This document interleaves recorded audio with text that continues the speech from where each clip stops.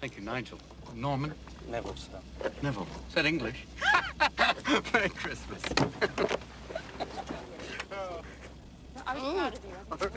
It was a beautiful speech. I know. He was happy to see him.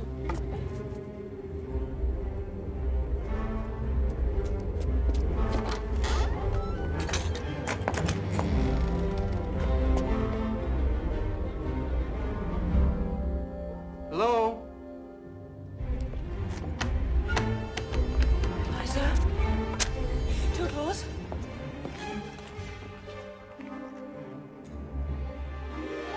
My God, the children. Maggie? Maggie? Jack, answer me! Maggie? The wind came up the door, closed on me, and the children were screaming. The children were screaming. Jack?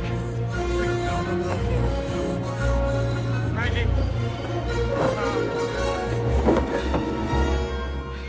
The window. Jack! Maggie! Peter!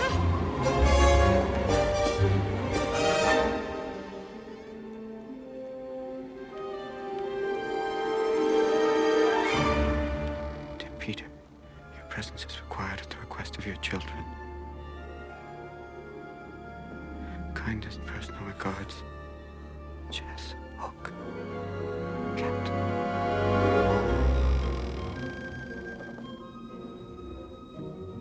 Have to fly. Have to fight. Have to crow. Have to save Maggie. Have to save Jack. Okay's back. Who?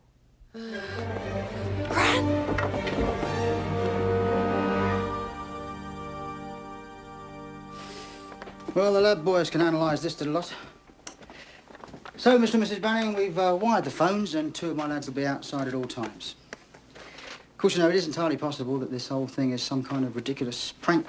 My children are missing.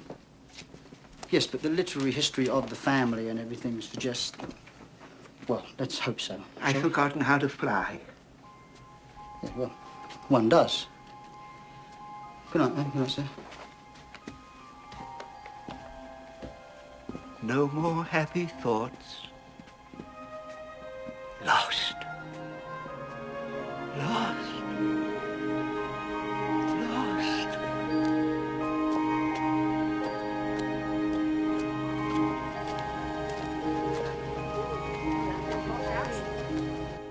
Nothing we can do. The police will do The everything police can do nothing. Oh, really? Maybe we should call the American police. In a crisis, we English always make a cup of tea. Moira, would you? Tea? Yes, of course, Gran. Don't forget to warm the pot. I'll go more. Peter, you stay. Don't worry, it's Grand Windy. I wasn't going to leave. Hand me my book, please.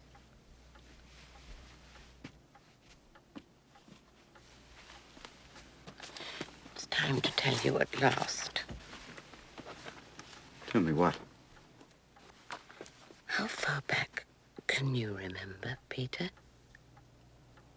I remember the hospital on Great Ormond Street. You work with orphans. You taught me to read. You arranged for the adoption by my American parents, Hank and Jane Banning. You were 12, nearly 13. I mean, before that. There's nothing before that. Try, Peter, do try. Nothing.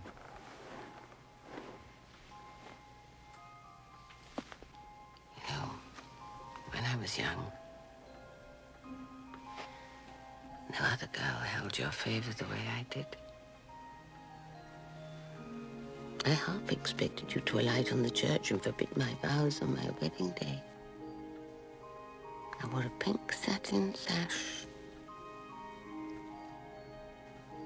But you didn't come. Grandma? Yes, I was an old lady when I wrapped you in blankets. A grandmother. With my 13-year-old granddaughter asleep in the bed. Moira. And when you saw her, That was when you decided not to go back to Neverland. Where? To Neverland. Maura! Gran, I'm gonna go get Maura. Do you know, I've tried to tell you so many Give us times. a cup of tea's ready. And I Chamomile. knew you'd forgotten. Listen, I'm not ready to deal with this right now. Peter. What? The stories are true. I swear to you. I swear on everything I adore. And now he's come back to seek his revenge. The fight isn't over for Captain James Hook. He wants you back. He knows you'll follow Maggie and Jack to the ends of the earth and beyond. And by heaven, you must find a way. Only you can save your children. Somehow you must go back. You must make yourself remember. Remember what? Peter, don't you know who you are?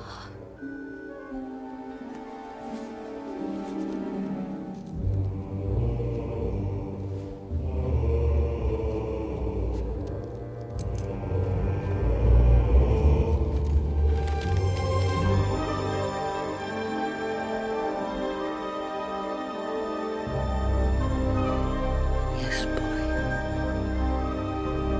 Yes.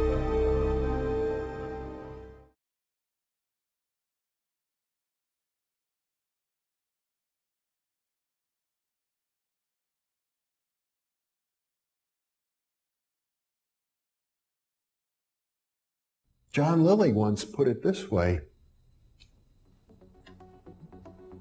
there are no limits at all to the human mind whatsoever, except those we impose on ourselves because of our beliefs. And those limits are also beliefs to be transcended. And that's a view that suggests that the possibilities of human transformation are virtually infinite. And we have no way of knowing the outer horizon of what it means to be human.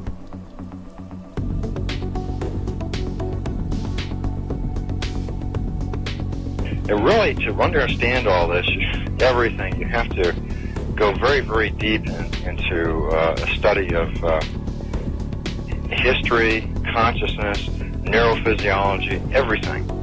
You have to be the supreme eclectic type of leaning, and you really have to be wanting to know who you are and what everything's about.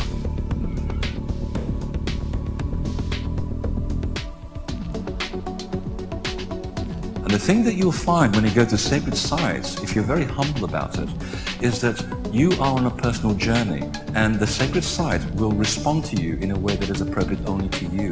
The information is always what you are searching for.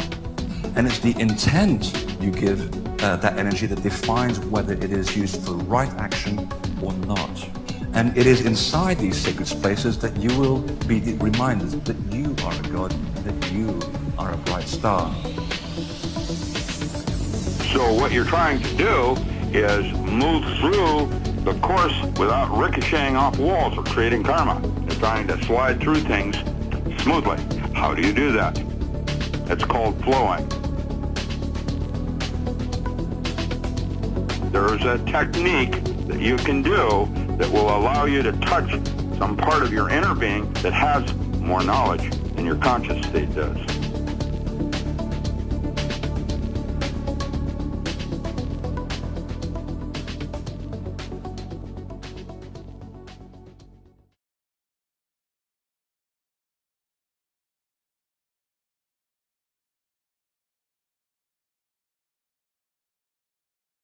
And it's always amazed me how we go to these sacred sites around the world, and we call them sacred spaces and PowerPoints, but rarely do we actually understand why they are PowerPoints, or indeed why they became sacred in the first place. And that's why I spent the last winter trying to understand.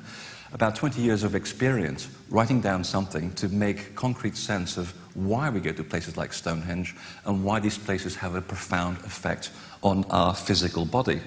Because, as it turns out, the story is very, very old, because it seems that for over 12,000 years, there has been a plan that has been undertaken by various groups of initiates to propagate a worldwide network of temples that not only would provide self-help centers for anyone that was seeking a path of self-discovery, which is what we're all here to do, but also that these places would act as an insurance policy at pivotal moments in our evolution, such as now, when we would need that help the most.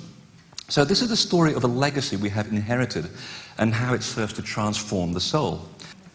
Sacred texts, whether you are talking about the Puranas of India, or whether you're talking about the building texts of the Temple of Edfu in Egypt, they all describe how a catastrophic global flood destroyed what they called the cities of knowledge and submerged, I quote, mansions of the gods beneath 120 feet of ocean. We now know today from Danish geologists who are studying ice core samples in Greenland that the exact event of the big global flood that we get to hear so much about took place exactly in 9703 BC. Wednesday, I think. And they have actually found all around the coasts of many continents, including off the coast of Japan, here at Yogonomi, entire temples and cities submerged under 120 feet of ocean water. And the same texts also describe how groups of survivors from this incredible cataclysm, who are called builder gods or seven sages, depending on where you are in the world, how these groups of people set out to reconstruct the former mansions of the gods by embarking on a temple building program across the world. And there's one group of builder gods that existed at the ancient academy of Heliopolis, which today is a very nondescript suburb of Cairo. There's just one obelisk that remains there. And these incredible beings were described as the Aku Shemsu Hor. It's a beautiful name. And it literally means the shining ones, the followers of Horus. But exactly why did they embark on this colossal effort around the world? Well, this is where the ancient texts really come in very handy, because they repeatedly describe the temples as doorways into a paradise, into a state of bliss where a person is enlightened and the soul is transformed. The pre-Christian Gnostic Gospels that were discovered in Nag Hammadi in 1945, much to the embarrassment of the Catholic Church, actually offer a glimpse of this purpose of temple building around the world, because they describe how an organization built temples, and again I quote, as a representation of the spiritual places, and in doing so, created an antidote against forces of darkness that steered the people who followed them into great troubles by leading them astray with many deceptions. And they died not having found the truth and without knowing the God of truth, and thus they became enslaved forever from the foundations of the world. That's a very profound statement, except it's also repeated thousands of years earlier in the Egyptian book of what is in the Duat, which refers to the temple as a kind of insurance policy. And it was built as a mirror image of natural laws so that, and I quote, "Whosoever shall make a copy thereof and shall know it upon the earth, it shall act as a magical protector for him or her in heaven and in earth, unfailingly and regularly and eternally." Now, these are profound statements about the purpose of sacred space, to the point where if you go to look at inscriptions on the temple walls from Teotihuacan to Angkor, they repeat the same mantra, that these temples were built as mirrors of the heavens so that men and women may be transformed into gods, into bright stars. Now that's a great idea to go on a little trip around the world to visit sacred sites, isn't it? I'd like to be transformed into a god, into a bright star. So these are powerful statements concerning the purpose of temples. So let's see how temples go about transforming and in transfiguring people into bright stars, and also the type of sacred engineering that they used that makes these places so special and makes them windows into paradise. The Edfu building texts, they're one of the most complete sources of events in prehistory, and they declare on the walls of this massive temple, halfway down the Nile, that this beautiful city of knowledge called Heliopolis, which, as I said, is a little part of Cairo today, they claim that Heliopolis was the first primordial mound. and that it was the original navel of the earth that rose from the flood.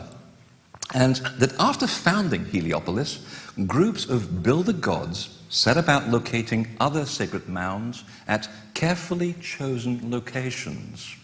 And these would act as foundations for future temples, the development of which was intended to bring about the resurrection of the former world of the gods. Seems like they're up to some kind of mischief. I mean that in a very positive sense. So in other words, they wanted to continue an era of enlightenment, and God knows we really could use with it today. And these navels of the earth are the purest of temples. And the texts go on to claim how the knowledge was safely placed at these navels of the earth, and how the sites mark the effulgent power of a creator God. So, are they possibly correct? Well, our predecessors actually saw temples in a very, very different way. We might go to these things and look at them as a bunch of rocks, which are beautifully carved. But to our predecessors, the temple was looked upon as a divine being. And as such, its foundation and construction actually gave material shape to a divine force who originally had been conceived as a living being, as a god. And in Egypt especially, the temple was even awakened by the morning hymns, by the priests, during which all the parts of the site were individually addressed as an animate being who is awoken from sleep. Now, how could such places possibly be alive?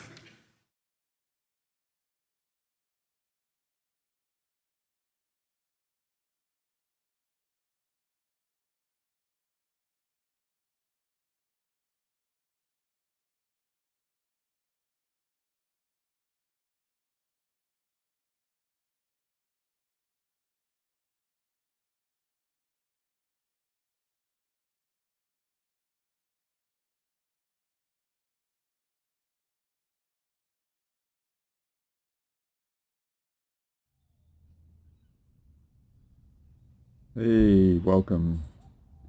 Andre Hodge, Infinite Potential Healing, 7 of Truth with you once more. As always, thank you for allowing me to be a part of your journey in this precious peak awareness era of your and our existence on our amazing privilege of a planet to be on, right? During these strange, unusual, unsettling, awesome, and inspiring times potentially as well. With so much going on and the consistent themes of things going on in society and stuff. While the variables might be unique, the patterns are very familiar and stuff. And through all that, whatever you've had to endure and overcome to be here now, I thank and honor you for what you've had to overcome to find me. And I aim to, as always, be an ally for you to take yourself to a next level.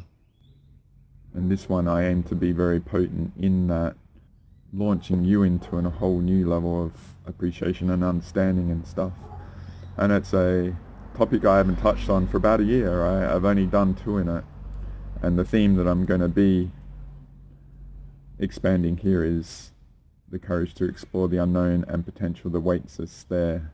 Right? So I've got a very long name and stuff, and YouTube only allows 100 characters. So I'm going to be breaking down that into the courage to explore the unknown. And the main content with this, and probably and most likely future releases that I'm going to expand upon this, is about the mystery school of life and rites of passage. Right? So I offered an update part 4 during the week, and I was brewing this and other themes and stuff that I want to keep really focused. And there's many releases that I've done in recent times. The main one that I've done recently is Energy Field Mechanics Part 1. That was really big for me to be able to translate that and put it down into the way I've done. That's the combination of many years and all the experiences I've sort of had and that. And so it was a big victory for myself. And in that update part 4, I offered many things of myself and what I'm perceiving about things and stuff. And I didn't want to overlap the theme that I'm sort of brewing. And exploring the unknown is a constant, right?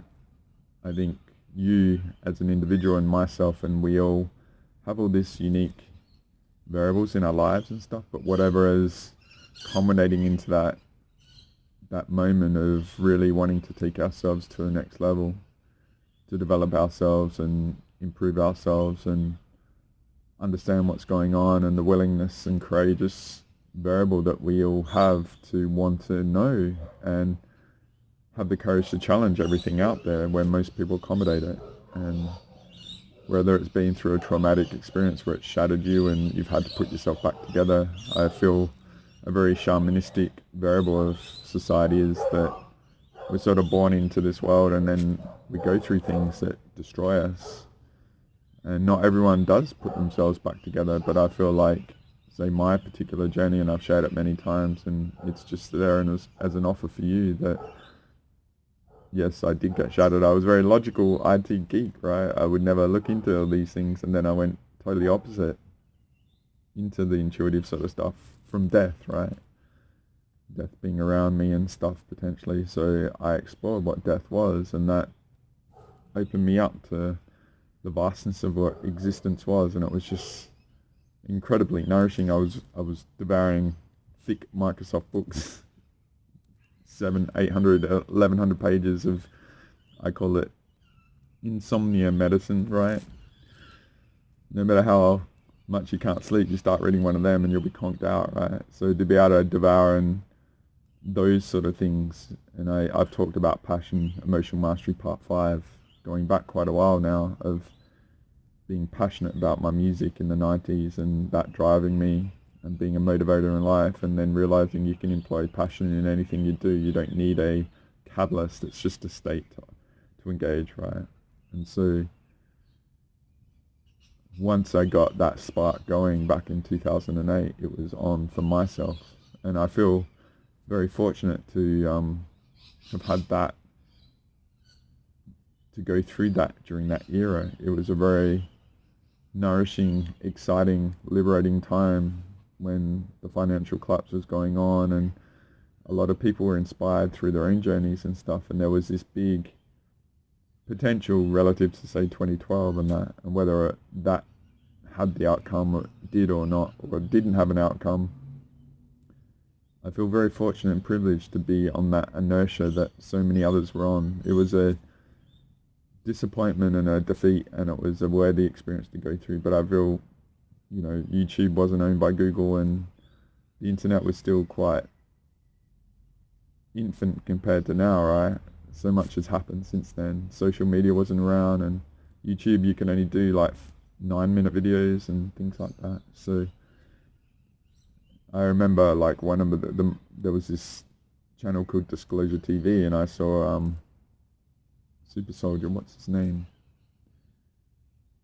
But it was a early Project Camelot interview with him, and it was like, wow, this is crazy. So then I really got into Project Camelot, and I've got a lot of clips I want to show, particularly, say, of Excalibur, a metaphor of the rite of passage and stuff that I've been holding off for a long time and stuff. So Camelot and King Arthur and all those sort of things were fascinating to me, and growing up with, say, Braveheart, and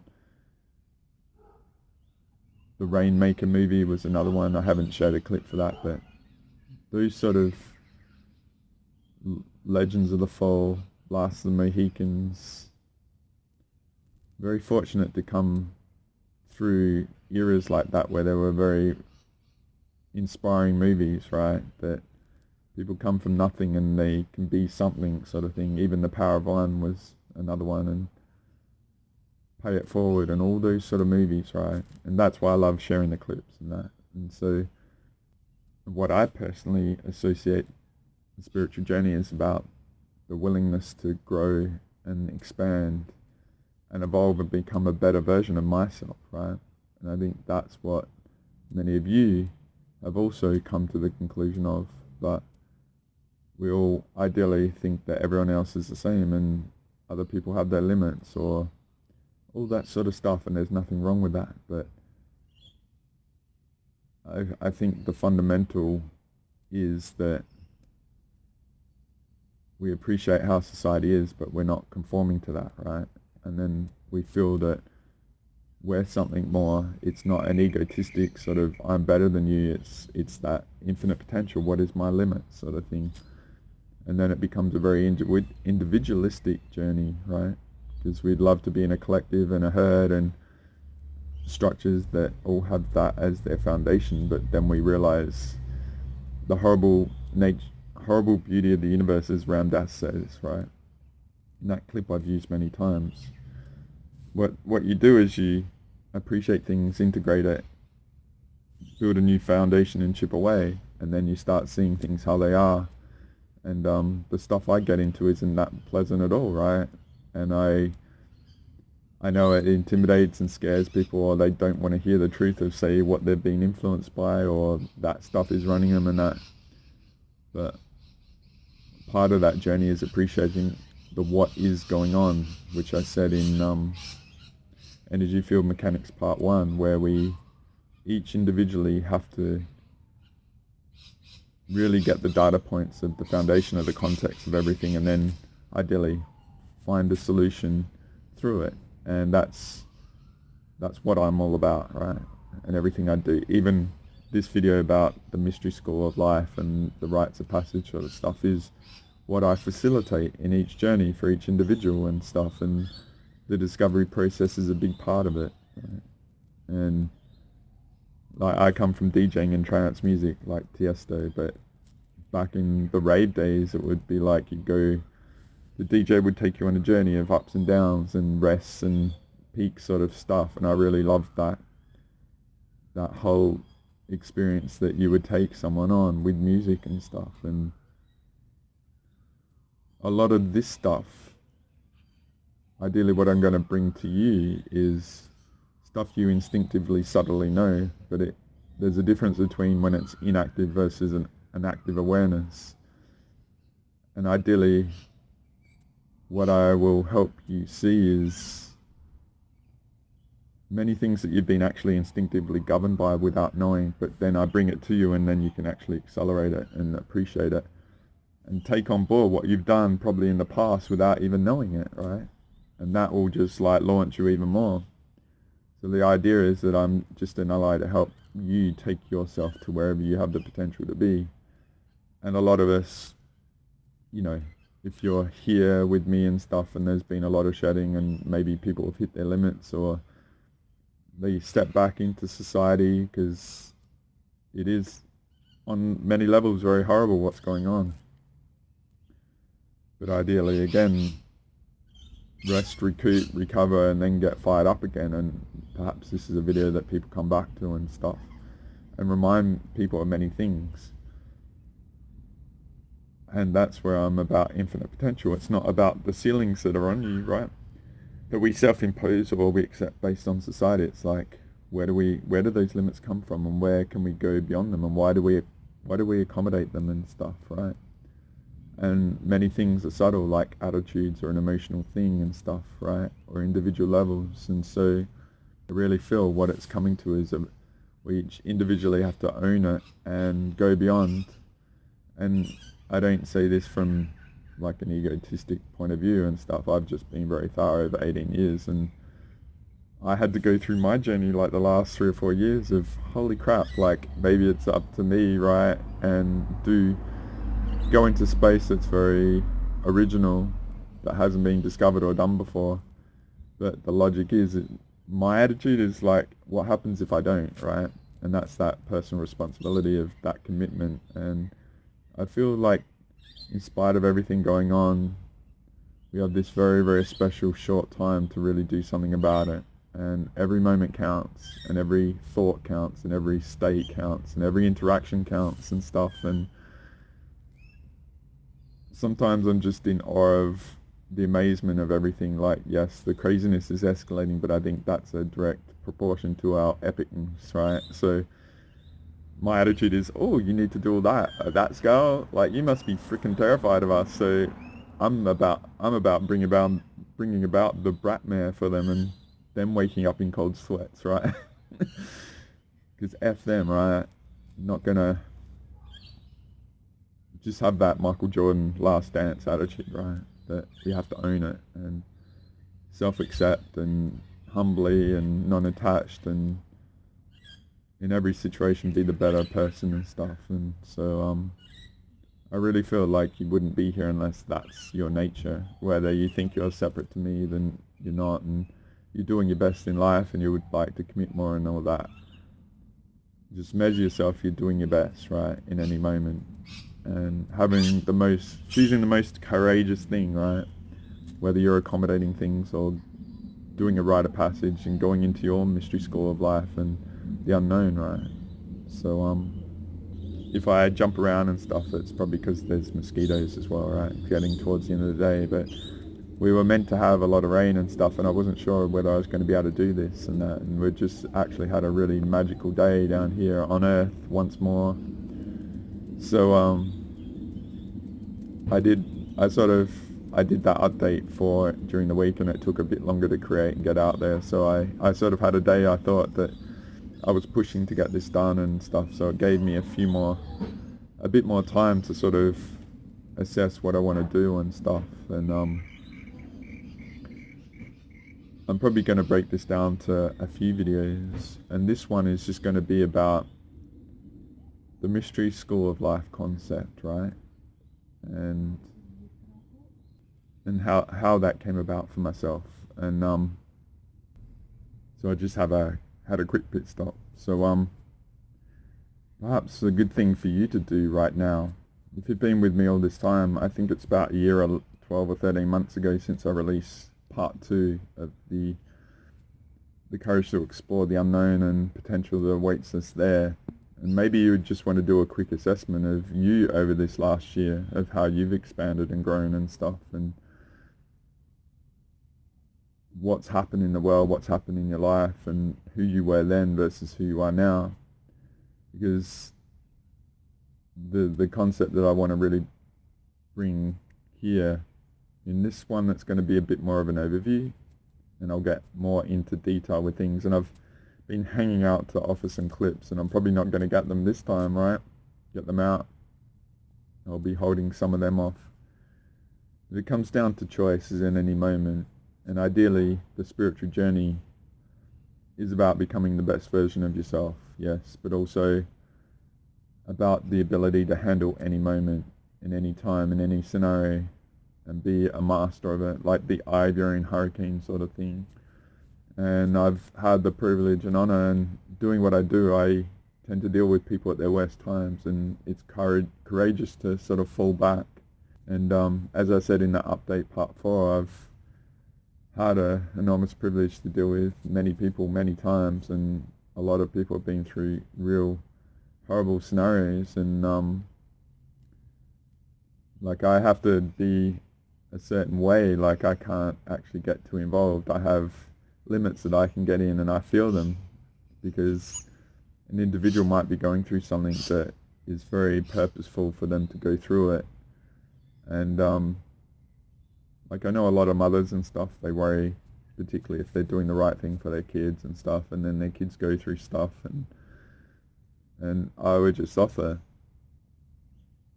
you know, you feel that limit of ability to get involved, or stuff is going on, and that you never know what will define an individual, right, in the future. So whatever they might be going through now might be very critical as a stepping stone to get to the whole next level in some other part of their journey. And I did offer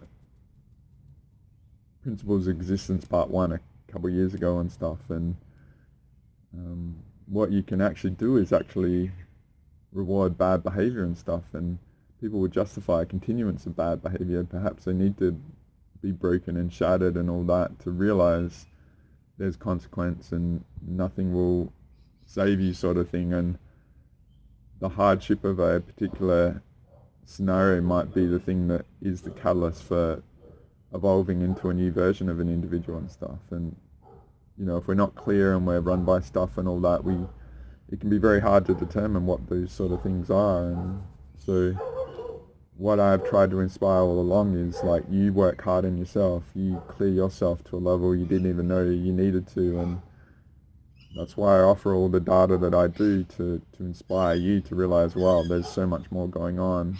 Perhaps you need to get masterful of yourself and all that To be the best you can be, to ultimately navigate each scenario, whatever might come up, right? And that comes back to this mystery school of life theme that I want to share. And so, you know, if we observe society and what's going on and all those sort of things, you know, like I said, we chip away and all that. And we evolve and gain a new perspective. I might show you a couple images quick, just to get them out of the way, and what I'm sort of talking about and referring to, right? So I'm going to show the unknown image and that chipping away image that I've shown in the past, right?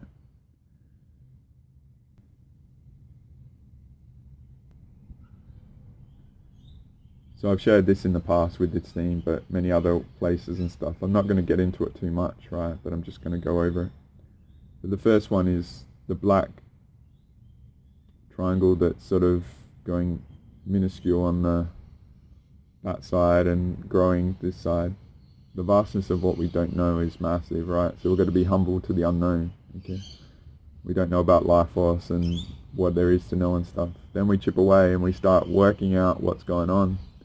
There's a lot of horrible stuff, and then there's potentially players out there that don't have our best interests, and that, and society is fascinating in that. But we chip away. The blue is the growth. Like, once we start getting on that path and acquiring data, expanding, then we may become a threat, right? And then it starts getting pretty obvious, right? So if we get into healing and acquiring data and growing and all that, and the threats are on, and what I've said about the variables at play are using our life force sort of thing, right? So we're a threat to their nourishment, so all that sort of stuff. Then ideally we come to a breakout point, right, where we regain our superiority or our life force and take our codes back and all that sort of stuff, right? That's a metaphor of the journey, right, that we're each on, requiring vigilance and dedication and thoroughness and all that. Then I've got the awareness journey of how it is, the energy hygiene, the influences and all that, and the ups and downs that we go through. And perhaps there's a lot of purpose for everything, like going in naively, getting smashed, we regroup and gain wisdom from that experience to be stronger and ultimately get through it, right? But it's not a straight line journey potentially, and a lot of people get broken and they fall away and they retreat back into comfortable situations and all sorts of stuff, right? So I'm just going to show you one more.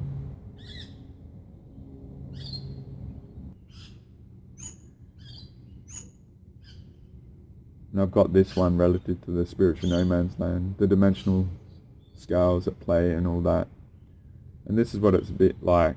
You chip away, you go through things, and you might have a lot of resistance. The fears come up, the uncertainty. There might be at a breakout point, which is letting go of the past and stuff, and all sorts of things going on. It might feel the most foreign thing to be right at that breakout point, right? And a lot of people retreat back into the familiarity and stuff, but you learn, you regroup, and you grow and stuff, right? And then ultimately you just keep chipping away. As I say, infinite potential, it's about the journey, it's not about the destination, right? And then you integrate, accept things, acquire more data, and then keep going on. Perhaps stuff in your life comes at you and undermines you because of their being influenced and stuff, and then you learn a lot of the stuff that I've talked about, right? But I just want to put these up front, right? Because I want to talk about a lot. So a part of that acquisition of data and what's going on, you know, you might exhaust this world and stuff and question why it is how it is and not see pleasant things about it and that. And then one of the things that you've obviously probably been inspired about is ancient and indigenous cultures and stuff like that. And I've got a lot to say about them and the big scales that I sort of operate at, getting into the hundreds of thousands of years. I might just give an overview of them quick as well, right? Some images that I used in Amplify the Echoes part 15 and 16. And if you want to get into the big scales of things, I offer it in that theme, right? But I'll just share a couple images because I'll put them up front, right? To know where I stand, but I'm going to be a bit general and not bring my stuff in and just offer you the data for you to appreciate that we'll chip away at for future releases, right? So this one was a metaphor of the multi-dimensional beings that we might be up against at a higher dimensional level that aren't in physical form. And this gets into hundreds of thousands of years, right? And then we're being grinded down from being connected to source and the dimensional levels that sort of Asher offered that I've, grown and expanded on, right? But it's all the stuff that we've gone through to grind us down, right? To last 25,000 years to the recent era, to the 3D 5 cents sort of stuff, right? So I'm just offering this as a reference up front of the scales that I sort of appreciate and the plant seeds for you to go and be thorough and investigate more and stuff with the references that I share.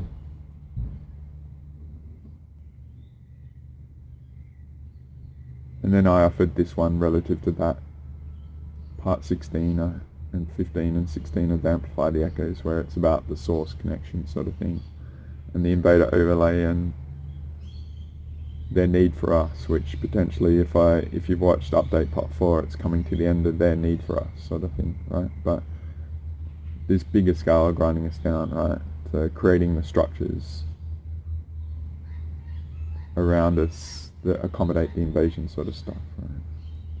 But I'm just going to get into the main body of what I want to talk about. I've probably got about 15-20 minutes light, so I'm just going to be general and then look to get into it more in the future, right? So I just wanted to offer that here up front to help you know where I stand on these things, but not being too much judgment and stuff, and just offer some pretty cool teachings and teachers and perspectives. And but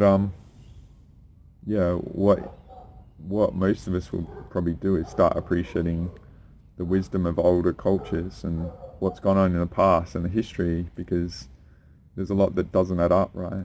Like all these ancient temples and structures that still can't be explained today, or where we think we're so modern and advanced, right? But I strongly feel that who we were as a species in the past, we were vastly more intuitive than now. Like these days we've got a lot of technical sort of convenience in life, and there's nothing wrong with convenience. To me, I feel like it's a blessing that we can have fast food, for instance. I worked at Burger King and made 1 million Whoppers, I feel, to earn money for records, but I think like once we as a civilization got over that struggle for our sustenance, then we can build society upon that, right? So having convenience of food where we don't have to go and spend 8 hours a day going to getting our nourishment, then we can build civilization on that, right? And we each can have a different life, and there's all sorts of questions about what's going on with food and the limits to growth, sort of the money theme that I've offered, and that's definitely at play, because where does society grow with infinite potential, right? We've got to have responsibility as well, okay? Just because you can doesn't mean you should, right?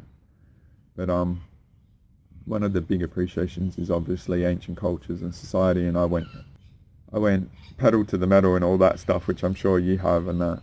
And early on, we all appreciate Egypt and stuff like that, and ancient cultures, and there's really cool movies and stuff and TV shows and that. I offered my perspective in the past. We were vastly more intuitive. Like there wasn't the frequency sort of stuff, or the toxins in foods, and the connection to earth and nature and all that was vastly more harmonious. Obviously, I've talked about how the British ruled, right? Like this tiny island, how they took over half the world. Well, they used spiritual warfare and hauntings and all sorts of stuff, like the Opium Wars of taking over China and all that sort of stuff. One of the things I came across this stuff about Taoism and how the Chinese society was very much governed by the epitome of society rising to the top. And I think like when we look at our society, we all long for a society that the best, you know, earn their place as leaders and stuff, and we just don't have that. Why don't we have it and all that? And I think we hear themes about Atlantis and Lemuria or Egypt and all those sort of things, and we have a yearning for a better society in harmony and all that sort of stuff, and those sort of things are being used by the system at the moment, like utopia and all that sort of stuff, which I've offered in the Invaderverse. I might just show that image quick, right, just so it's here.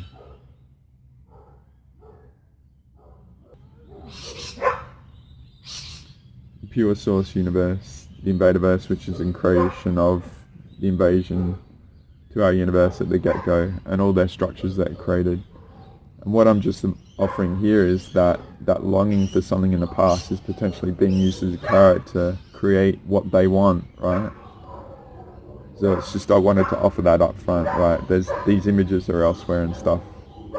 You can go look at them on my Instagram and other videos. Update part 3 was very thorough with this, and many of them since, right? But I just wanted to offer that as well, that potentially we're being influenced to our past to create the new as well, right? So we just got to be very thorough and clear. So what I might do is offer a couple of clips here, and if you've been around me for a while, like I really loved offering this clip, and I haven't done it for a while. I can't remember when I last did it, and it's a Bob Frizzle clip, right, relative to mystery schools and stuff, because the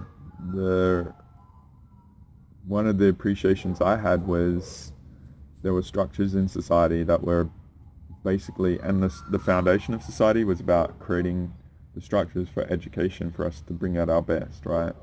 Because I think that's the theme that we've all had, this instinct of becoming better, and we yearn for that, and we yearn for equals and partners and a fellow man in a society that is governed by that, and we've lost. It's not there. It's the opposite. Like, falsehood is rewarded and stuff, you know,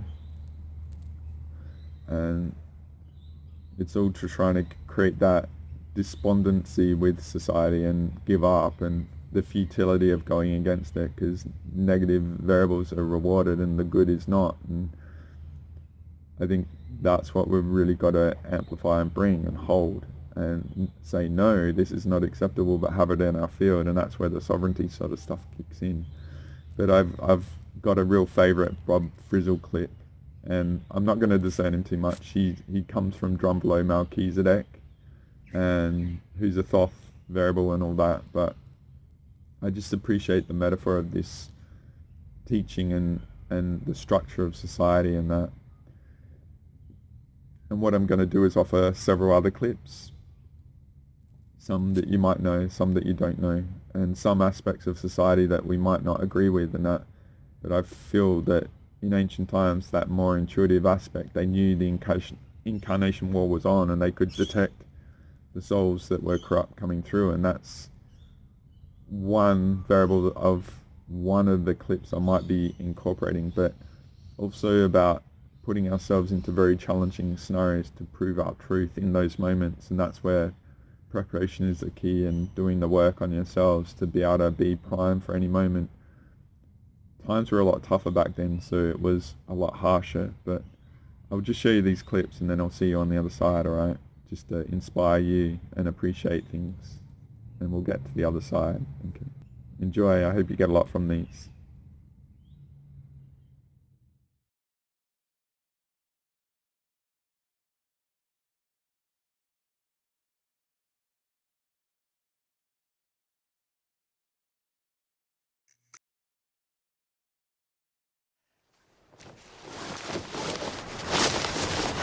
Oh, thank God.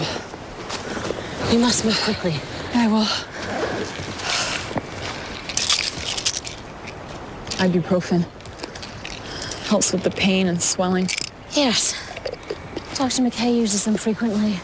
along with antihistamines, antacids, motion sickness pills. You forgot the prescription I just wrote him for restless leg syndrome. I've always been a wimp at a low threshold for pain. People often underestimate the level of discomfort they're capable of enduring. When I was a child, several of us were sent into the woods for 10 days alone. 10 days alone? It was a rite of passage among my people. No food, no water, forced to survive on our own. None of us believed we could endure it, but all of us did. I went to summer camp. There were other kids. We had cabins with beds and electricity and food. I see. I didn't even make it 3 days. Got homesick. Called my parents to come and get me.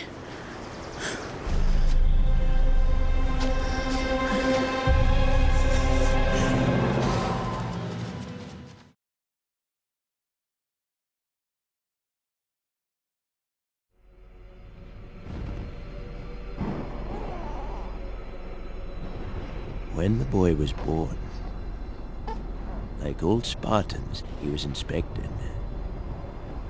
If he'd been small or puny, or sickly or misshapen, he would have been discarded.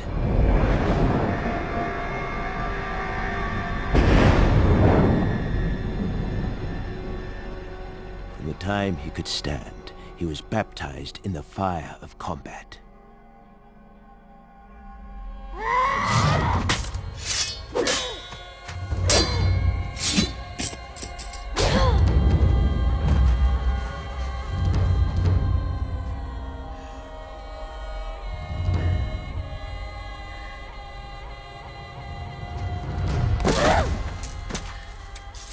Taught never to retreat, never to surrender.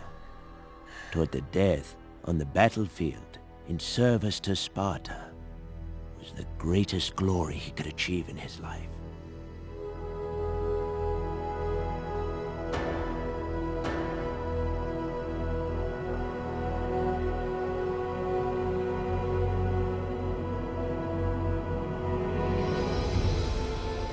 At age 7, as is customary in Sparta, the boy was taken from his mother and plunged into a world of violence. Manufactured by 300 years of Spartan warrior society to create the finest soldiers the world has ever known. The Agoge, as it's called, forces the boy to fight, starves them, forces them to steal, and if necessary, to kill. By rod and lash, the boy was punished. Taught to show no pain, no mercy. Constantly tested, tossed into the wild, left to pit his wits and will against nature's fury.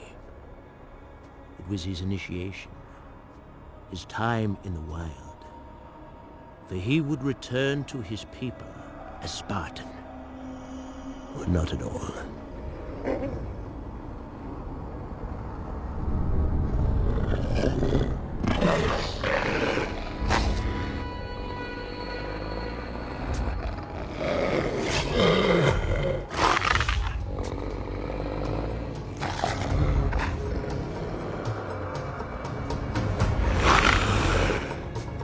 The wolf begins to circle the boy. Claws of black steel. Fur as dark night, eyes glowing red, jewels from the pit of hell itself.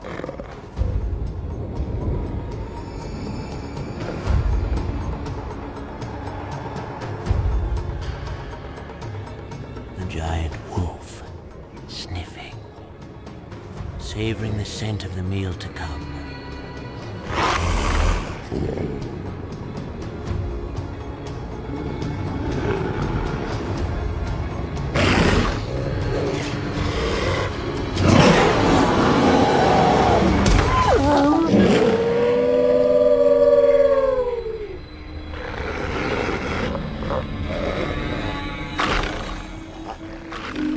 It's not fear that grips him, only a heightened sense of things. The cold air in his lungs. Windswept pines moving against the coming night.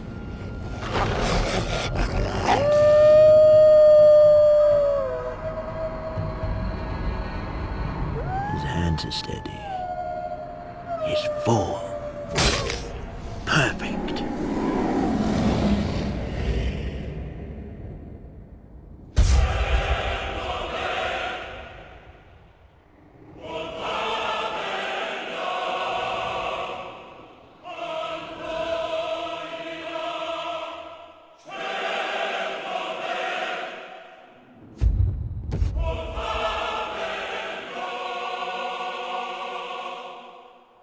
Enter the boy, given up for dead, returns to his people, to sacred Sparta, a king! Our king, Leonidas! Ho, ho, ho! It's been more than 30 years since the wolf and the winter cold. And now, as then, a beast approaches, patient and confident, savoring the meal to come. This beast is made of men and horses, swords and spears. An army of slaves, vast beyond imagining, ready to devour tiny Greece, ready to snuff out the world's one hope for reason and justice. A beast approaches. It was King Leonidas himself who provoked it.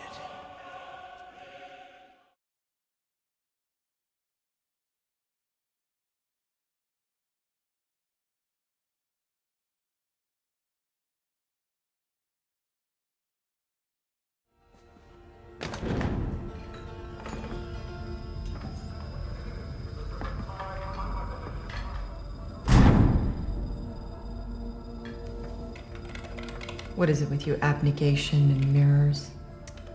We reject vanity. Yeah, I know. Sit down.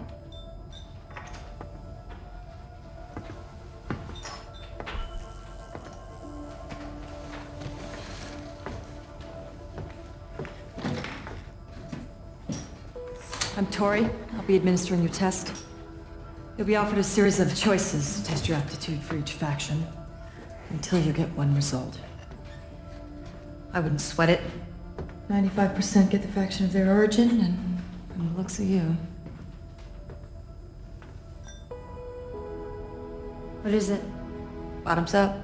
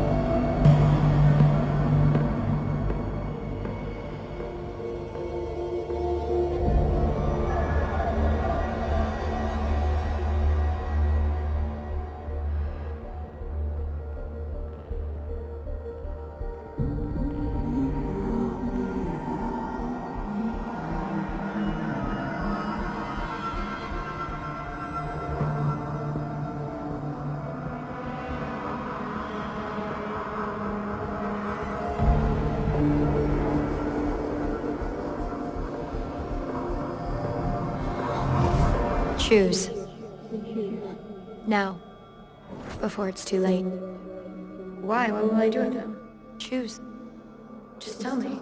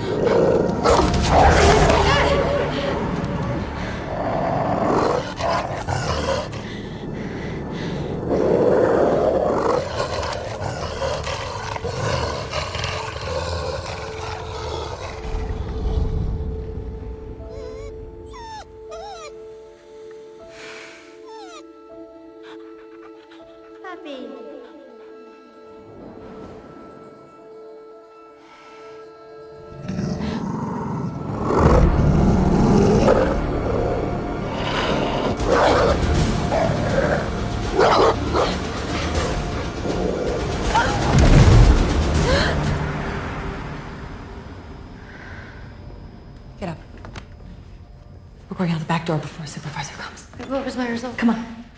What happened? You're going to tell your family that the serum made you sick and that I sent you home, all right? No, but what was my result? Abnegation. And erudite. And dauntless. Dauntless? Your results were inconclusive. That's impossible. It doesn't make any sense. Not impossible. It's just extremely rare. They call it divergent. You can't tell anyone about this, not even your parents. As far as the world is concerned, you received an abnegation result because that is what I manually entered in. So what am I supposed to do at the choosing ceremony? Today, I was supposed to learn what to do. This was supposed to tell me what faction to choose, the test. We're supposed to trust the test. The test didn't work on you. You have to trust yourself.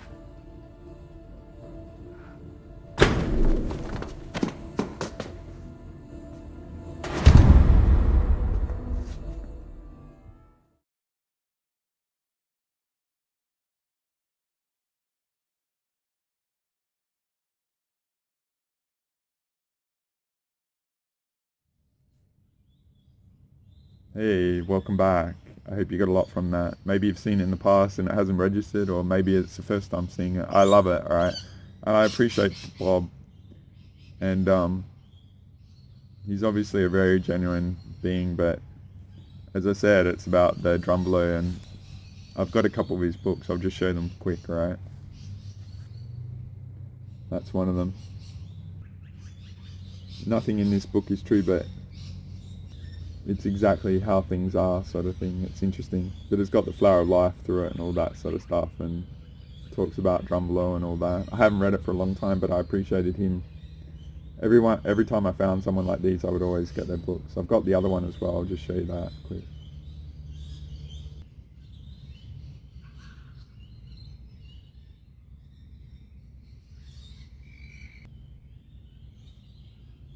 There's also someone else I really love, and that's Freddie Silver. And I might have shared a clip at the start, or maybe I'm going to share a clip in a moment.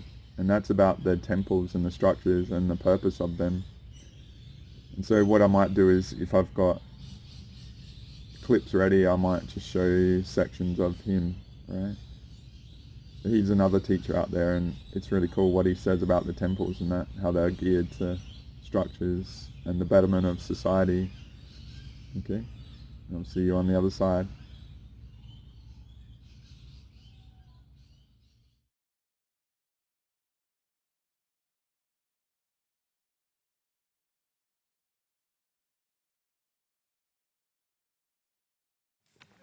So how do sacred sites become access points into paradise? Because I really want to experience paradise while I'm still in the physical body without doing drugs. And, because they're very expensive these days. And what do these places do to you, and how do they do it? And that was my big question when I was writing this project. Well, paradise brings up the parable of Adam and Eve and their sojourn in paradise. And in the account that's given in Genesis, in the original Gnostic Gospels, that is, the ones that precede the official Gospels that were carefully selected by the Catholic Church, the serpent turns out to be the benevolent hero of mankind. And the God that's portrayed in the story is a shadow of the God of light. Now, being a good old Catholic boy, I had no idea that this was like this. The whole story was upside down in the way that I'd been taught. And in the original story that was discovered in Qumran, the conversation between the serpent and Eve goes something like this. This was translated in the last 30 years from Aramaic. What did God say to you? The serpent asked Eve. Was it, do not eat from the tree of knowledge? And Eve replied, he said, not only do not eat from it, but do not touch it, lest you die. And the serpent reassured her, saying, do not be afraid. With death you shall not die, for it was out of jealousy that he said this to you. Rather, your eyes shall open, and you shall come to be like gods, recognizing evil and good. Well, we know that the Gnostic writings describe that once Adam and Eve had eaten of the tree of knowledge, they experienced enlightenment. And the knowledge empowered them to discover spiritual transfiguration. So this is the original version of events that were written before, closer to the time of Jesus. So as we know, the church's version is a little different, and it boots everybody from paradise, and we're still suffering from that collective guilt. Well, funny enough, the same teachings are echoed in texts from Teotihuacan to Giza to southern India, that when you traverse the navels of the earth, you bring back the knowledge from the other world. And a place or person subtended by this meeting between spirit and matter in turn becomes a repository of that knowledge. So what exactly happens at these places? Well, apparently, this interaction changes the resonance of your body, just like an electrical circuit. And in that moment, your consciousness accesses a place called Paradisa, which is an old Zoroastrian word from where we get our wonderful phrase, paradise. And in the Zoroastrian language, Paradisa means a walled enclosure. I had no idea that paradise was a walled enclosure. Well, if so, how did you get in? Well, this is where etymology comes very in handy, because in Eastern tradition, an initiate of the temple who raises their state of godliness and masters discipline over the physical world is called a jinnah. And this word eventually migrates to Arabic as the word jinn, not to be confused with gin and tonic. And today we have that derivative called Allah Jinn. We of course call it Aladdin for short. Right, stay with me for a second, because the root of this word jinn, which there's the root of the actual word, it actually transmigrates to Arabic to mean hidden. Because, excuse me, actually, I'm going to go back a little bit. The root of jinn actually means hidden, okay? And that eventually morphs into the Arabic word jannah, or yana, which means paradise. And in Arabic, paradise is a hidden place beyond the physical world. Well, it's funny because in my original language, Portuguese, which is basically laced with Arabic, that word migrates to janela, which is basically a window, an opening in the wall. So, if Paradisa is a walled enclosure, in other words, a demarcated place that is beyond the normal world, and Jannah is a place called Paradise, which is basically a hidden place. Yes, it is paradise. It is a hidden place beyond the physical. Then this place can be reached through a window, a hole in the wall. And in this, the temples actually qualify. Why? Because they define a boundary between material and ethereal space. And that window, believe it or not, is a place called the entrance. That's why you are entranced when you walk in through the entrance of a sacred site. It's written in the etymology of our language. Just like when you go to the end of the center of the building, you reach a place called the altar. Why is it called an altar if it's not altering you? 150 years ago in the British language, it was still being written with an E, not an A. Very new change. And at these entrances, as well as inside these walled enclosures, there does exist a stimulated electromagnetic environment which is measurable. And properly guided, this resonance does alter the body's state of awareness. Well, this idea that temples are encircled by a force field has really been widely studied, and energy readings at temples from Europe to India does show that the Earth's electromagnetic net is stretched around the temples almost like a protective membrane. And places such as Saqqara in Egypt and Karnak and Luxor, all of them have been found to enjoy an immense neutral zone. It's as if the actual electromagnetic field of the Earth, which we call the Hardman grid in this case, is actually being artificially stretched to take in the precise shape of the temple. The same conditions exist at the Cathedral of Chartres in France, Santiago de Compostela, and sacred sites all the way to India and Tibet. So it's not a one-off thing. And here in Northern Europe, the earthen mounds that we find so much throughout the British Isles, they conduct the telluric ground current into the actual ditches. They concentrate this energy and then release it at the entrance, and sometimes double the rate of the surrounding land. This is all scientifically validated and measured. And specifically at Avebury, the most wonderful place, in fact, we're going to be going there on Tuesday to walk the entire temple. At Avebury, the magnetic readings actually die away at night to a far greater level that can be accounted for under natural circumstances. And something magical happens at sunrise. They charge it back again towards the site. And with the ground current from the surrounding land attracted to the henge, just as the magnetic fluctuations inside the temple reached their maximum. Same thing was found at Karnak in northern France as well. But what's interesting is that this discovery actually validates the statement in the Edfu building text in Egypt, where it is stated that, and I quote, "A protective zone was initially established around the perimeter of the mansions of the gods when they were first created by the builder gods." And this is written in hieroglyphs over 8,000 years ago. How do they know? Well, these magnetic fluctuations also reveal inasmuch why the temple builders regarded the temple as a living organism that sleeps at night and then awakens at dawn to the accompaniment of orations from the priests. You see, these magnetic properties are enhanced by the stones themselves, because we always wonder, why do they go to a lot of trouble to pick these huge rocks, sometimes from a long way away? Because these rocks all contain substantial amounts of magnetite. So they behave like weak, albeit huge magnets, which finally explains why the designers went to so much trouble to source them, because the build-up of electromagnetism and magnetite has a direct influence on your body. It may come as a surprise that all the veins that flow through your body, which are filled with blood, are also filled with iron. And you remember that lovely experiment in science class when you take a sheet of paper and you put iron filings on it, and you take a horseshoe magnet under the paper and you watch the iron filings following the magnet? Guess what those stones are going to be doing to you as well? They're going to be moving that iron that flows through your entire body. But they're also going to be doing something else. They're going to be influencing all the millions of particles of magnetite that are suspended in all the liquid in your skull. And if that wasn't enough, just the change in frequency inside the actual perimeter of the temple is enough to vibrate the pineal gland, which is what creates the electrical charge that creates a chemical imbalance that allows you to have visions and altered states of awareness. And you can do this through music as well, or drugs as well. I don't want to talk about that.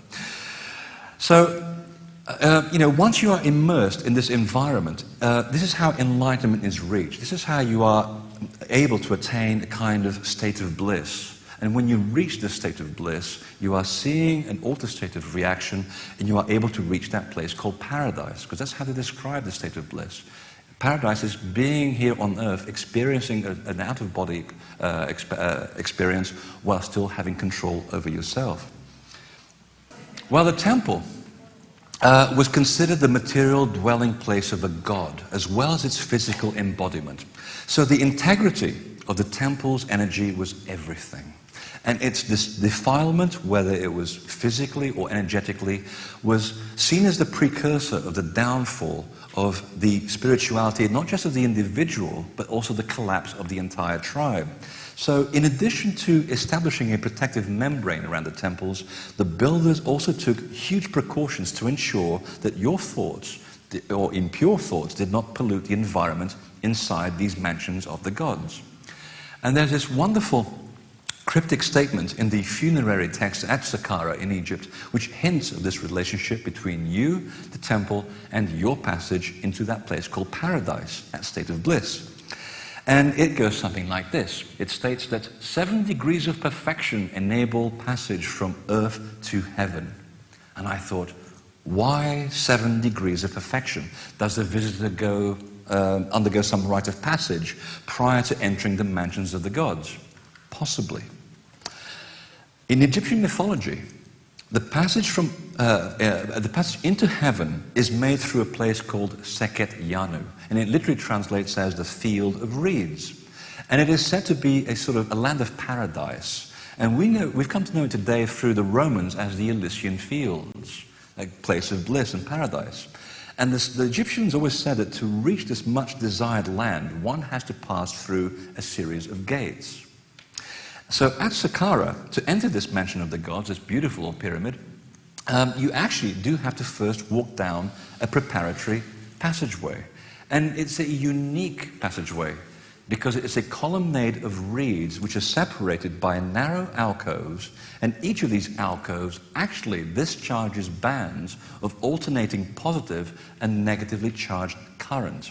And these positive negatively charged currents serve both as a barrier into the temple, albeit an invisible one, while at the same time influencing your body's electromagnetic circuits. So, as you're actually walking down the temple, you're actually being influenced by a positive and a positive negatively charged electromagnetic field.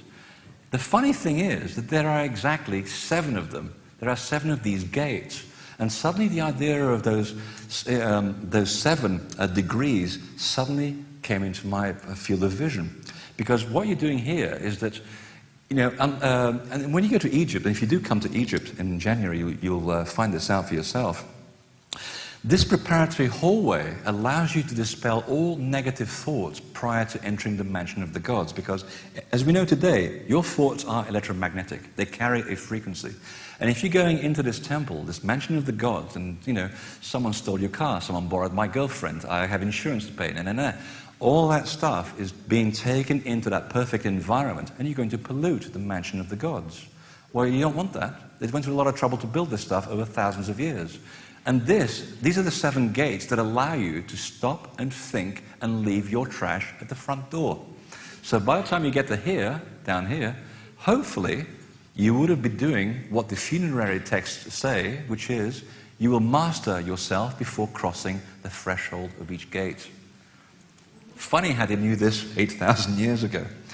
So could these be the 7 degrees of perfection that they were talking about? Possibly. Because the entrance into Newgrange Mountain Island is also protected by 7 positively charged nodes on either side of the passageway before you reach the altar and you are suitably altered. The same thing happens at the Cathedral of Chartres, and specifically the oldest part of the cathedral, which is the old Druid site, which sits just like Stonehenge with a big cup over a Neolithic place of power. Here you have the metaphorical 7 gates, 7 positively charged nodes of energy crossing that cup, that grail. So in my mind, this is how the 7 degrees of perfection enable you to have a passage from earth into heaven. They serve to protect the window into that walled enclosure called paradise, that state of bliss, so that the energy of the place is not polluted. So to try and wrap this up, and again, I'm cutting down 320 pages of a book into an hour, so I'm sorry if I'm frying you. The global plan by groups such as the followers of Horus was, and continues to be, believe it or not, the total empowerment of the individual through an ongoing process of self-realization. Because the ancestors always recognized that this experience that we're having collectively ultimately is a personal journey. And the more easier they can make it, they can make your experience down here. In other words, the more entryways they can give you to access other levels of reality while you're living in the physical body, it means that your experience on the physical world is made that much more important and more concrete. You have a certain degree of control over your life and the events that shape it. And as I mentioned earlier, the process is facilitated by the law of correspondence, where the temples are designed to mirror natural forces that produce a corresponding effect on the pilgrim crossing the threshold into each sacred space. And as a final example of just how far they actually went to help us experience paradise, I want you to leave you with this to think about. That when gravity influences particles to fall as a mound, they do so and they create a slope angle of 32.72 degrees. Which is kind of funny, because the same slope angle is found in sacred mountains, such as Mount Taranaki in New Zealand, or Mount Jefferson in Alaska, or Mount Fuji in Japan. And this reference to ancient sacred sites and this numerical value is even encoded in Mount Carmel, which is called the Vineyard of God, which happens at exactly 32.72 degrees of latitude on the face of the earth.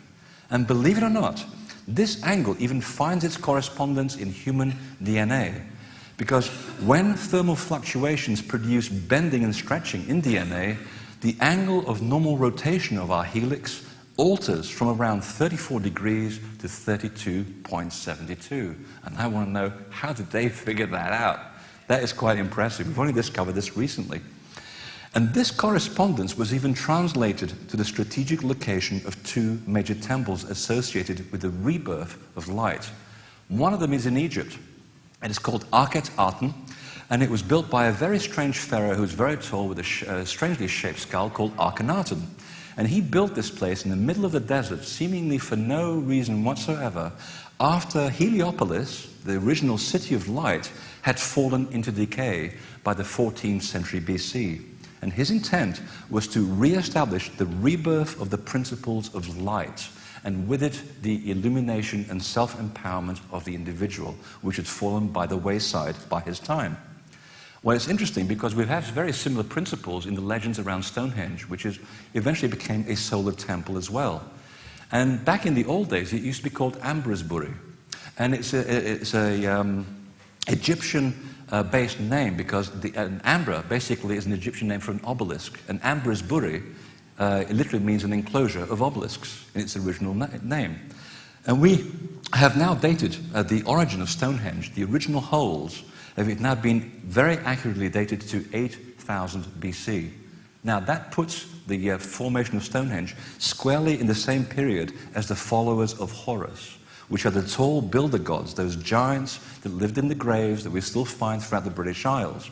And the correspondence here between these two places of light, between Arket Aten and Stonehenge, linked to the exact physical North Pole of the Earth, reveals that 32.72 degree correspondence that also exists in human DNA. It's quite profound. Well, the great work, as the Islamics call it, and the Freemasons call the same thing as well, this great work continues today, and believe it or not, it is maintained and promulgated by new groups of initiates. For just as the prominent temples were aligned to a worldwide grid based on that pentagonal series of numbers, one of those numbers being 108 degrees, so it is that exactly 108 degrees west of Heliopolis, that navel of the earth, lies the capital of a new republic founded by Freemasons to further the principles of enlightenment and liberty individual. And I've lived there, so I want to keep reminding people of this. As practiced by the predecessors of the Freemasons, who were called the followers of Horus. And the exact spot of this modern correspondence with Heliopolis, would you believe, is marked by the dome of the Capitol building. So far from being an ordinary government building, this was, in the words of Thomas Jefferson, a Freemason, to be the first temple dedicated to the sovereignty of the people. As was the Capitol of the United States of America, built by Freemasons, its prominent buildings revealed the exact application of the knowledge and energy manipulation angles, including 32.72 degrees between the center of the Pentagon to the White House center to the dome of the Capitol. You've got a triple step of Vishnu with the Washington Monument and the Great Pyramid angle, North Pole to Lincoln Memorial to the White House. This is just the tip of the iceberg. And you may wonder, is this a conspiracy? No. It's just energy. That's all it is. Like a hammer. You can use a hammer to nail to hammer a nail into a wall, or you can bludgeon someone to death with it. It's how you apply it. And it's the intent you give that energy that defines whether it is used for right action or not. So this is just a small glimpse of how these places of transformation offer a window into paradise, how they perform an essential service for the well-being of humanity, particularly when we forget who we are and why we've come here. And it is precisely because we need to be reminded that our ancestors once searched out energy hotspots, then took full advantage of these spots of the fawn to reach a place called Paradisa. And later, they built temples so we would not forget where to find this stuff. And it is inside these sacred spaces that you will be reminded that you are a god and that you are a bright star. So this is our legacy. This is our commonwealth. And I advise you and challenge you to claim it, because if you don't, others will gladly take it away from you.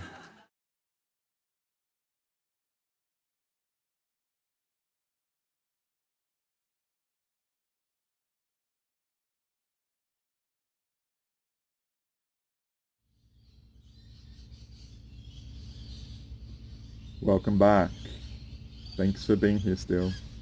So this is a book that I've got, and he's changed the name of it, but it's really cool. It's about all the locations of temples around the world and stuff like that. I've got the full lecture on my channel and stuff if you want to go look at it.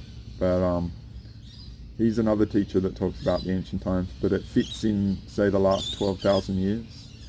And I'm probably not going to bring any Asher into this, right? I'm going to hold off on that. But I'll just be quite simple and overviewing, like from an overview perspective of this. But he's a cool reference out there if you want to explore it. But it goes in line with that Bob Frizzle stuff and the ancient times sort of clips that I offered, right? So I probably don't have much time left. Unfortunately, it's a bit dark, but it gives me a reason not to go too deep in this and just be a bit overviewy, like an overview sort of thing, right? But what I appreciated about all these, and I've probably included some cool clips, right? That, you know, indigenous and the tough societies in the past, and, you know, I just feel like we've lost something, and it's the intellectual property of losing all that stuff, right? Of why isn't society like that still and all that. And then this concept of the mystery schools and stuff, that it's secrets held from us rather than like a structure that's geared to our betterment, right? Not only betterment, but mastering of emotions and stuff and our perceptions in them. And intuitive development and stuff, which is just not in our society and that. So a lot of that stuff was about overcoming our fears and limitations and stuff. And then there's this really cool clip that I want to share of Bruce Lipton about our emotional state and its effect on our body and our perceptions, right? So it's about 15-20 minutes or so, and it's really good, but just it goes along that theme of our self-development and our perception in fear and uncertainty and what happens to our awareness in any moment. So thank you for making it to this point. And unfortunately I'm getting dark. It's getting close to the shortest day of the year. It's hard to believe it's only a month away. But I did a lot of cutting, and as I said in the last video, so I've got a bit more light, right? But what I'm wanting to get to is the concept of the mystery school of life, right? And this is a big profound thing that I had, right? Was ideally we used to have ancient societies that cultivated our intuitive infinite potential, right? They were driven by a foundation of bringing the best out of us, right? Like the Bob Frizzle stuff says. And there's John Anthony West and Carmen Bolter. John Anthony West had a series called Magical Egypt, and Carmen Bolter had one called The Pyramid Code. And Carmen's is very copyrighted now. I used to have a lot in my Conscious Explorer series, and John Anthony West is really cool. He worked with Gerald Celente just before his death, but he was very big on Egypt, right? But this is what come down to me realizing many years ago, right? That the expression of mystery schools was a variable that is out there and foundational to existence, right? Whether it's on Earth or beyond. And that's where Star Wars gets into, and the Jedi training. It's like that's mystery school training of developing our potential on that level, right? And that's what we all resonate with big time, right? But what I realized, and this was a very profound thing for me, and I'll probably just leave you with this because it's getting too dark. I apologize as always, but I love like doing my best and looking to improve and stuff, is while those structures in the past have gone, the energy related to mystery school is still there. And so potentially those education systems were vulnerable because they were structures, and then beings could get there and control them and all that. But it gets beyond the vulnerability. It's a way of doing it, and it's there. And those structures being the focal point were vulnerable, right? So once society fell and all that, and we've gone back to where we're at, what I realize is, holy crap, life is the mystery. The variables that we go through and the individual parts to it, and the scenarios that we all might face, right? Instead of being like a curriculum of a temple, the mystery school of life is potentially uniquely tailored to each of us, right? And the scenarios that we go through tailored to us in that exact moment, right? That are a measure of an opportunity relative to how we are, right? And then I realized, holy crap, we're each in an actual mystery school of life on Earth at the moment, despite how crazy it is. And then those scenarios all around us. So metaphor is like, it's still in play. Most people don't probably recognize or honor or even know, but most people are actually living it and instinctively doing it without knowing it as well, which is even more potent. Like I remember my ignorant days and new people coming into it, or I meet people, and you probably meet people that don't portray themselves as spiritual, but they embody spirituality in their nature without even knowing it, and it's really wonderful on that. So, and that's where I've created my healing modalities and the structure and all that. It's like going through a temple or rite of passage, but it's the mystery school of life uniquely for you, and I'm a partner on it and all that sort of stuff. So, and then it comes to those rites of passage sort of challenge and stuff like that. So I might share a cool clip that I've got here, but I wanted to give you just an overview of this. I wanted to give you just the overview because I wasn't going to have enough time, but I want to get into more specifics of all these things because it gets into the emotion, gets into society structures, but it also is then therefore an individual journey, and I've got all those things broken down and different scenarios that I'll get into and share, and then I've got clips relative to them and all that. But I hope this really inspires you to do an objective view of existence and life, and maybe your interpretation of it. Maybe you haven't perceived it correctly. Maybe you've had blocks or baggage or your resistance to that next level and you didn't even know it. And this helps you just give you a different perspective on everything going on in spite of it. And that's where like the toughness of society, it's actually nurturing and cultivating for that mystery school of life potential that you and each and all of us have. And then it becomes about where do you want to go with that, and you invest totally in yourself and allow other people to do their thing and stuff, because who knows what your potential is if you do that, and where you go and then choose like fear and love and the love state and what's causing you fear and limiting yourself, and how that might be impacting your perceptions. And I hope this just gives you a really good reset and the courage to observe things and just, yeah, I see that and I can correct that, and that, all sorts of stuff, right? So this, I hope, is a really cool moment to reflect and realize things and see things in a different way and take you to a whole new level. And we'll see where we go, guys. I made it just before total pitch black, right? But thanks for being here as always, and I'll look to expand on this in the future. But I hope this is a really good marker point, and you get a lot from update part 4 if you've seen it. And I think society is going to need the best of the best to really be on their game, and you, by being here, you're having the courage to be that now, right? So let's see where you can go, let's see where we each can go, and let's take ourselves to where our potential is, that's infinite, right?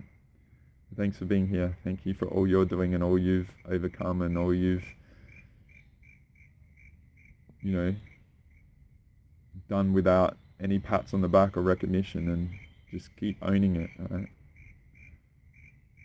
All the best. Thank you for being here. Thank you for allowing me to be a part of your journey, and I'll see you next time, alright?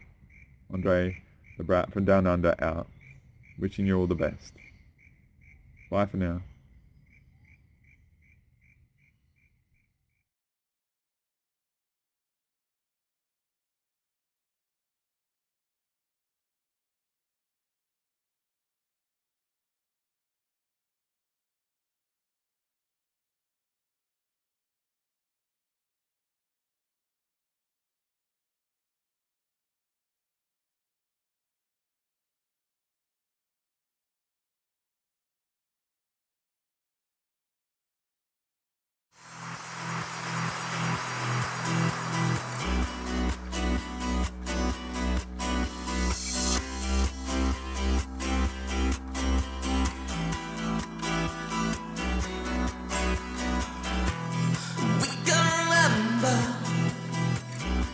Swimming in December,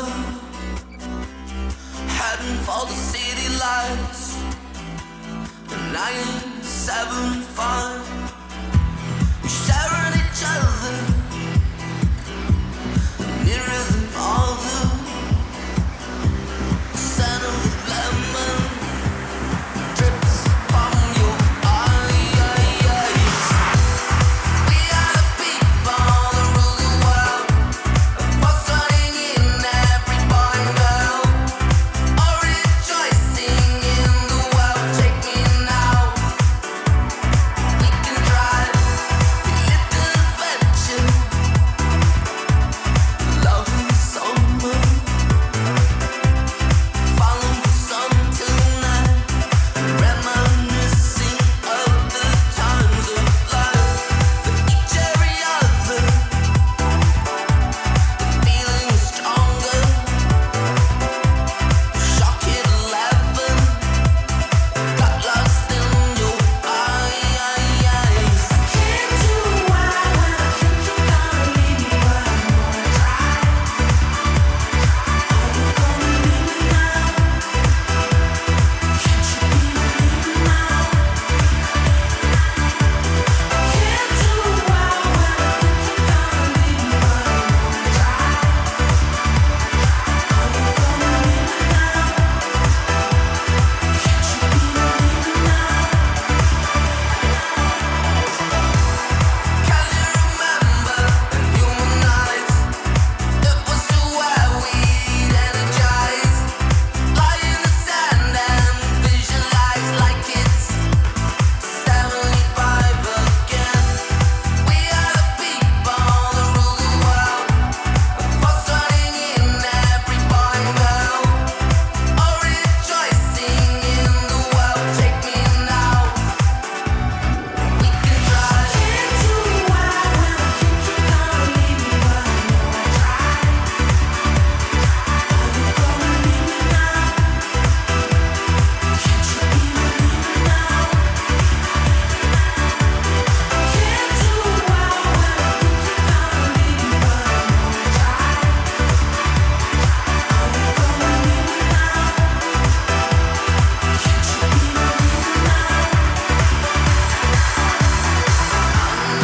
believing now? Know everything about you, know everything about me, know everything about us. I know everything about you, know everything about me, know everything about us. Can't do why when I think you're gonna leave me, but I know I try. Are you gonna leave me now? Can't you be believing now?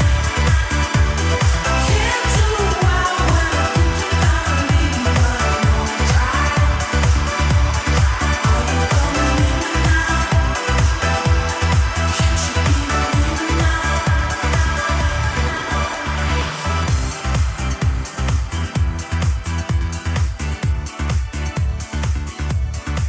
me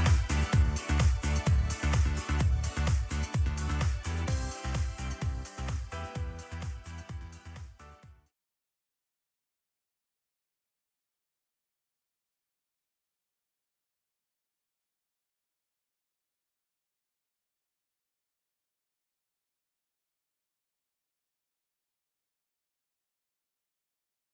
Can't you be believing now?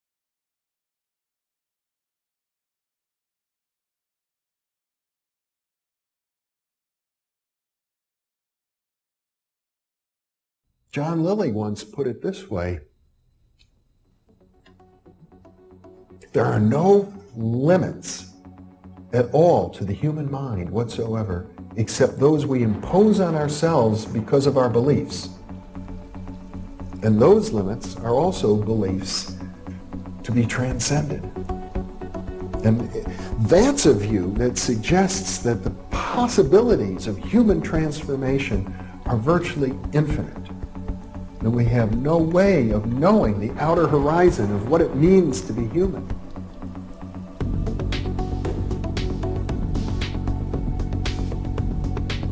And really, to understand all this, everything, you have to go very, very deep into a study of history, consciousness, neurophysiology, everything. You have to be the supreme eclectic type of leaning, and you really have to be wanting to know who you are and what everything's about.